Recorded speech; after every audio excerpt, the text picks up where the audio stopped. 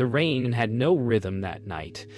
It fell like fragments of memory, whispering against the chapel roof, as if heaven itself wept for what could not be undone. Inside, the candles trembled in their own small fear, light quivering upon old stone walls scarred by time. She came barefoot, her steps uncertain on the cold marble floor, clutching a crumpled photograph that had long lost its color. Her voice broke the silence. Not a cry, not a plea, but a breath that carried everything she had never dared to speak.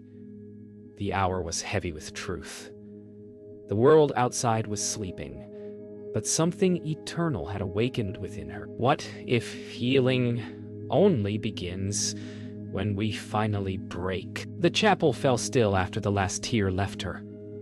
The air felt heavier than prayer, like it held the breath of something waiting to be heard. She stayed kneeling, her fingers tracing invisible circles on the cold floor, afraid to rise, afraid to let go of the ache that had become her only companion. The silence was not empty. It was alive, pulsing with memories of voices that once filled this place. Somewhere in that stillness, she realized that silence can wound deeper than sound, and yet within it, something begins to heal.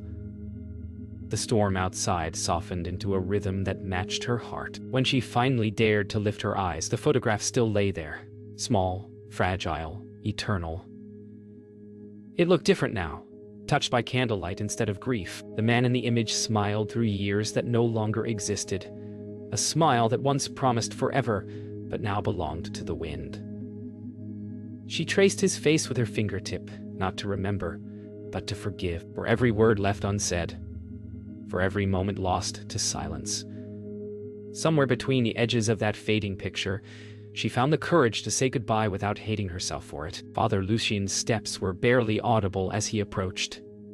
He didn't speak at first. He simply stood beside her, letting the weight of her silence fill the sacred space between them. When his voice finally came, it was low and steady, like the earth remembering how to breathe. He asked nothing, demanded nothing. She didn't need absolution. She needed to be seen. Her confession was not made with words, but tears, each one falling like a truth she had carried for too long. And for the first time, she felt no shame, only the soft warmth of being understood. The final candle wavered before her, its flame fighting the darkness that gathered at the edges of the room. She watched it, mesmerized, realizing how much of her life had been spent holding onto dying light. Every flicker was a heartbeat, every shadow a whisper of what she had lost. As the last spark surrendered to smoke, she felt something inside her unclench, a quiet release, fragile and infinite. The world did not end with the flame. It began there, in the stillness that followed, where faith is not seen but felt. When morning finally came, it did not bring light, only a softer shade of night. The chapel felt smaller now, its walls breathing with a strange, gentle light. Elena sat by the window, watching droplets of rain chase one another down the glass. In their rhythm, she could almost hear his laughter again, faint and teasing like sunlight that no longer reached her. Memories had their own cruelty. They came dressed in comfort, then left her colder than before. Yet beneath the ache, she sensed something shifting. A memory no longer asking to be relived, only released. The scent of rain on old wood carried her back to the porch where he once held her. The way his hands had found hers without asking. The way the world had paused around their laughter. She could still feel the texture of that moment, warmth against her palm, trust she did not deserve, but was given anyway. It was unbearable, the tenderness of memory, because it reminded her that love had not failed her. She had failed love. And yet even that truth began to sound less like judgment, more like mercy. She found herself staring at her reflection in the chapel's basin, the still water clouded by dust and time. For a moment, she didn't recognize the face staring back. Eyes that once held dreams, now shadowed by guilt. Every line on her face was a story untold, a wound revisited. She whispered his name, not to call him back, but to forgive herself for holding on. The reflection shimmered, and for a heartbeat she thought she saw him smiling, not in accusation, but in release. Beneath her coat, tucked deep in the pocket, she found the letter she had never opened, his last words, written days before the accident. The paper was soft from years of being carried, but the seal remained unbroken. Her breath caught as her fingers traced the fold. To read it was to risk unraveling the fragile thread that held her together. She pressed it to her chest instead, letting the weight of what she didn't know speak louder than what she feared to learn. Sometimes love's truest act of faith is leaving certain words unopened. As evening returned, the rain began again, gentler this time, more like a song than a storm. She walked outside, barefoot on the chapel steps, feeling the cold stone under her feet. The rain washed the dust from her skin, and with it, something heavier from her soul. She lifted her face to the sky and let the water fall freely, her lips parting in a whisper that was neither prayer nor grief, but gratitude. Somewhere in the downpour she heard his voice, not as memory, not as ghost, but as peace finally given back to her. The chapel felt different that night, too still, too expectant, as though every candle watched her. The shadows on the walls stretched long and deep, shaped by memories she could no longer ignore. For the first time, she didn't pray for comfort. She prayed for truth. The words came slowly, breaking through years of silence, trembling like leaves in wind. "Show me what I've been afraid to see," she whispered. The air thickened, not with fear, but with something older, the ache of awakening. In that stillness, she finally realized sometimes peace doesn't arrive as light. Sometimes it begins as a storm. She had spent years looking for signs, in dreams, in the wind, in every silence that followed her prayers. But now, as she stood before the chapel's ancient mirror, she saw the only sign that had ever mattered: herself. Her eyes no longer begged for answers, they demanded honesty. Every sin she had carried, every self-inflicted wound, stared back, not to condemn, but to be claimed. To heal, she would have to meet her own gaze and not look away. Lightning split the sky, its light spilling through the stained glass and scattering across the floor like shards of color. She felt the sound before she heard it, the world shaking, and within it, her heart. The storm outside answered the storm inside her. She shouted then. Not words, but a raw human sound that had waited years to be freed. In that cry, she forgave herself, not gently, not perfectly, but truthfully. Her tears mingled with rain that seeped through the roof, washing away the last of her pretending. When the thunder faded, his voice came from the shadows, calm, measured, like the steady rhythm of a heartbeat. "Do not fear the breaking," Father Lucien said. "That's where God builds anew." She turned to him, eyes red but clear. He didn't move closer. He didn't need to. His presence filled the space like light does after darkness. For the first time, she didn't resist his words. She let them fall over her, not as command, but as truth she had always known. Peace was not the absence of pain. It was the presence of surrender. The night grew quiet again, the storm surrendering to silence. Elena knelt once more, not because she was broken, but because she was free. The marble beneath her knees no longer felt cold. It felt real. She closed her eyes and breathed deeply, her chest rising with the soft rhythm of peace returning home. For the first time in years, she didn't feel the ache of loss, only the gentle weight of stillness resting upon her soul. In the quiet aftermath of her surrender, she discovered the truest kind of prayer, the kind spoken without words. By the time dawn arrived, it felt less like mourning and more like resurrection. The light entered the chapel quietly, slipping through the windows in ribbons of pale gold. Dust floated through the air like tiny spirits, catching the glow and turning it into something holy. Elena sat in the pew where she had once wept, her fingers tracing the wood's grooves as if feeling the heartbeat of time. The silence was no longer heavy. It was alive. She didn't ask for forgiveness this time. She simply said, "Thank you." The words felt strange in her mouth, unfamiliar and sick. A sudden gust of wind stirred the chapel door open, and in the quiet glow of morning she saw her. A small girl standing by the entrance, sunlight crowning her like a secret. Elena blinked, unsure if she was seeing with her eyes or her heart. The child said nothing, only smiled and walked slowly down the aisle. Her steps echoed softly, steady and certain. In that innocent face, Elena saw the part of herself she had buried, the child who still believed in miracles. When the girl reached the altar, she looked back and whispered, "You're not alone anymore." Then she vanished like breath on glass. Elena walked outside, following the morning breeze down the hillside where the earth still smelled of rain. The world was washed clean. The grass glistened, the air shimmered, and for the first time, the silence didn't hurt. She closed her eyes and remembered that long ago summer when she and Daniel had danced barefoot in the rain, laughing as if forever meant that moment. The memory no longer pierced her. It warmed her, wrapping around her like sunlight through leaves. Some love stories don't end. They simply change form, teaching the heart to love differently. Behind the chapel stood an old wooden bench, worn by time and softened by moss.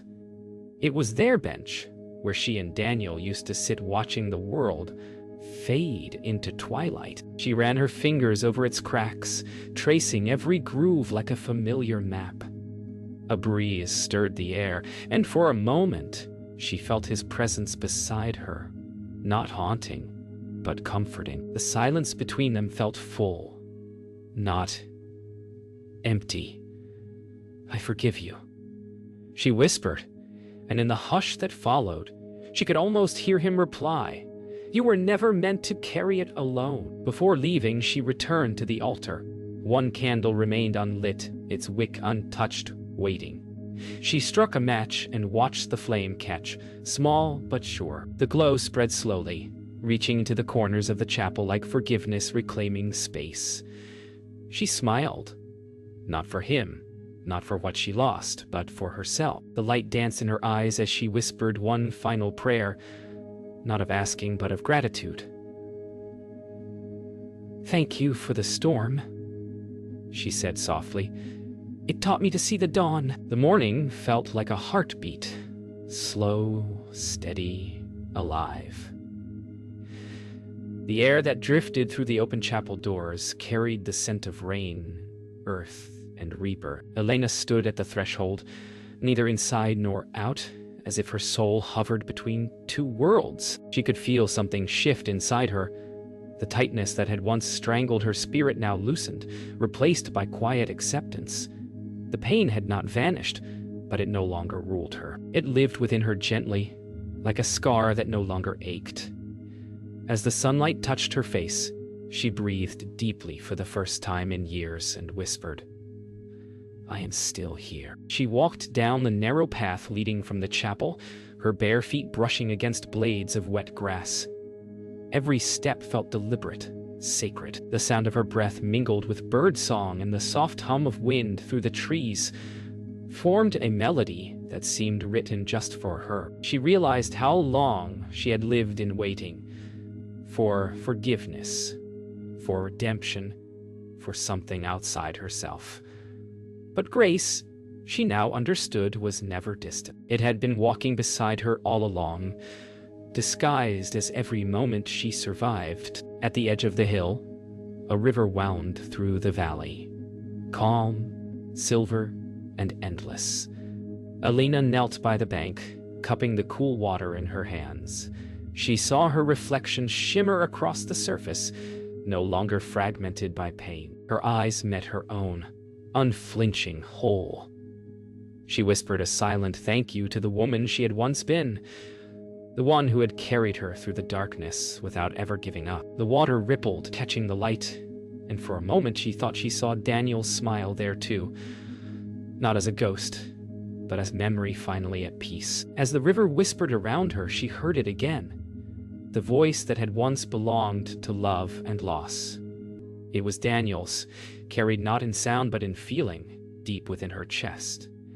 "You made it," it said. No accusation, no sorrow, only pride. She didn't cry this time. Instead, she smiled, placing her palm against her heart as if to hold the voice there a moment longer. Then softly she replied, "So did you." The wind rose gently, carrying the words upward, where they seemed to merge with the light itself. By the time the sun reached its height, she was already on her way home.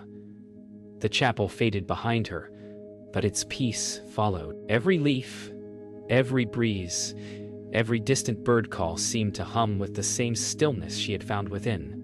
She realized then that healing wasn't a moment, but a movement, a way of walking through the world. As the road curved toward the horizon, she didn't look back.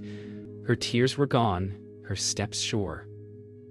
For the first time, her heart moved with the world instead of against it. When Elena reached her doorstep, the house no longer felt haunted. The shutters creaked as the wind brushed past, carrying with it the faint scent of rain-soaked soil and lavender. She stood in the doorway, her fingers grazing the frame where his coat had once hung. The walls that had echoed with emptiness now hummed with quiet warmth. She realized healing wasn't about forgetting. It was about allowing the memories to stay without tearing her apart. As she stepped inside, the wooden floor sighed beneath her feet, welcoming her like an old friend. The silence that once hurt now felt like peace come home. The kitchen table still bore the faint stains of old coffee rings, the ghost of mornings long gone.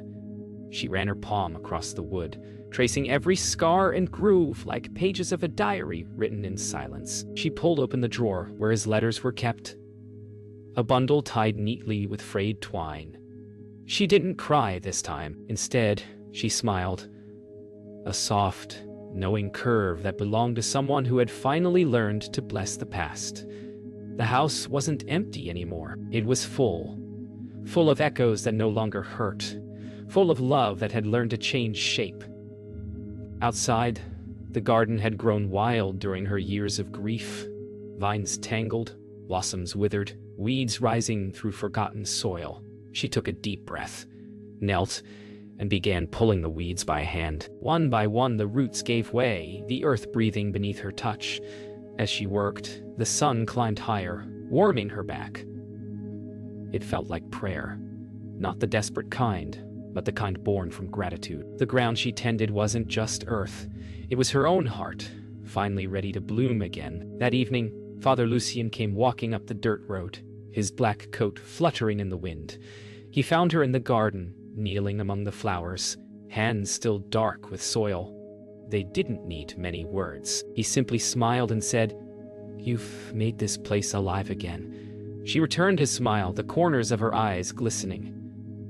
"It was never dead," she said softly. "I just couldn't see it before." He nodded, his gaze warm and steady. Before leaving, he placed a small wooden cross in her hand, not as a symbol of penance, but of peace reclaimed. When the sun dipped beyond the hills, Elena returned to the porch and sat with her knees drawn to her chest. The sky burned with shades of rose and gold, and the crickets began their nightly hymn. She held the wooden cross close, not as a plea, but as a reminder that healing is not an end, but a beginning repeated with every breath. The world around her hummed in gentle harmony, and she found herself whispering a prayer, not to ask, not to repent, but to thank. For pain, for loss, for love that outlived both. The peace she had begged for had always been here. She had just learned to see it. Hey, when dawn came again, it no longer felt like another day. It felt like a promise kept. The mist hung low over the fields, soft and silver, and the world breathed in rhythm with her heart. Elena stood by the window, the cross resting in her palm, the sunlight kissing her fingertips. There was no music, no grand revelation, only a stillness that spoke louder than words ever could. Healing had not erased her pain. It had transformed it into strength, into quiet courage. The light touched her face gently and she smiled, realizing that peace doesn't arrive with thunder. It comes like this, quietly, faithfully, at last. On the kitchen table, beside a vase of newly picked wildflowers, lay the letter she had once feared to open. Its paper had grown fragile, its edges softened by time. She hesitated only for a breath, then broke the seal. The handwriting was familiar, steady, loving, alive. His words were not about regret, but about hope, written days before he left. "If you ever lose me," it said, "promise me you'll keep living, because that's how you'll find me again." She pressed the letter to her heart, tears falling not from grief this time, but from grace. The promise was kept, both his and hers. Later that afternoon, she walked to the field where he had once promised her forever. The air smelled of wild thyme and sunlight. Every blade of grass shimmered with life, and the sky above stretched wide and forgiving. She stood there for a long moment, then whispered his name, not to call him back, but to thank him for letting her go. The wind moved through the field, in answer, carrying her voice across the hills. She closed her eyes, feeling him everywhere, in the air, in the light, in herself. That was the miracle. He had never truly left. That night, the sky opened wide and clear. She sat on the grass behind her house, wrapped in a shawl. The wooden cross beside her. The stars shone like scattered prayers, tiny fires burning in the distance, proof that even the smallest lights can defy the dark. She didn't need words anymore.